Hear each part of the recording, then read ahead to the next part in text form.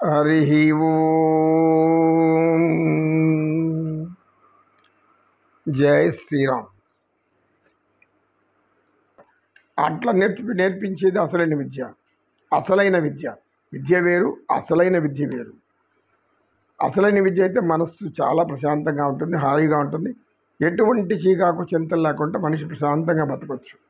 సమాజంలో ఎవరు ఏమన్నా ఎన్ని అనుకున్నా మనం తెలుసో తెలియక పొరపాట్లు చేస్తూ ఉంటాం. పొరపాట్లు చేయని వాళ్ళంటే ఎవరు ఉండరు. అనేక పొరపాట్లు జరిగిపోతుంది. అయితే చేయరాని పొరపాట్లు చేయకూడదు. గుణాన్ని పోగొట్టుకునే పొరపాట్లు చేయకూడదు. దాన్ని ఆయన వివేకానంద ఏంటంటే శీలము అంటాడు. ఎవరైనా మీకు బోధనలు చేస్తున్నారు, ఎవరైనా చెప్తున్నారంటే ముందు మీ శీలాన్ని మీరు పరీక్షించుకోండి అంటాడు ఆయన. ముందు మీరు మారండి, మీరు మంచిగా మారి ఆ తర్వాత చెప్పండి మన అందరికీ అంటాడు ఆయన వివేకానంద స్వామి.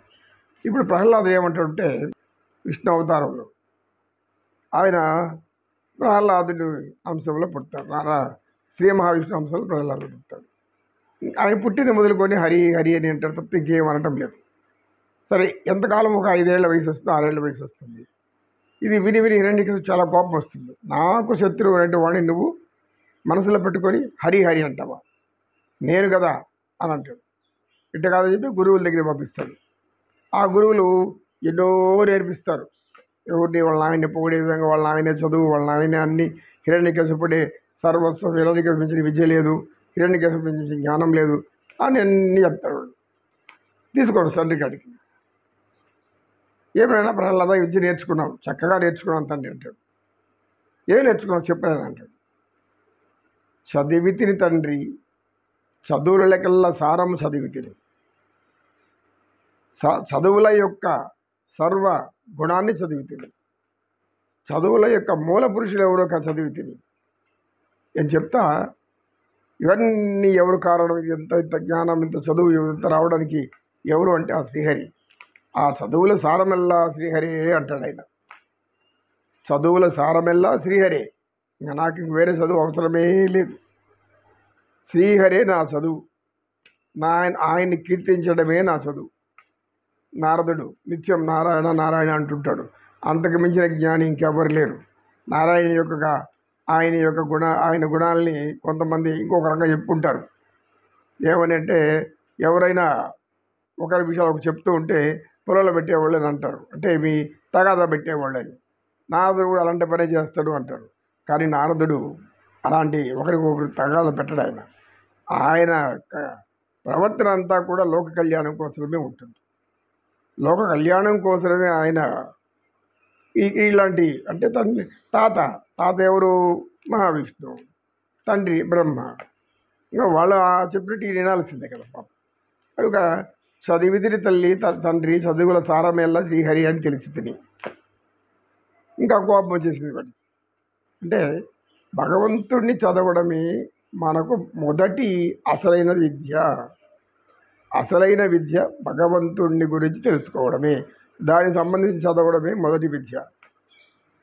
అక్షరాభ్యాసం రోజు మనం చెప్పుకున్నాం. మళ్ళా కూడా ఓం నమ శివాయ అని రాస్తారు మొట్టమొదటి గురువులంతా కూడా.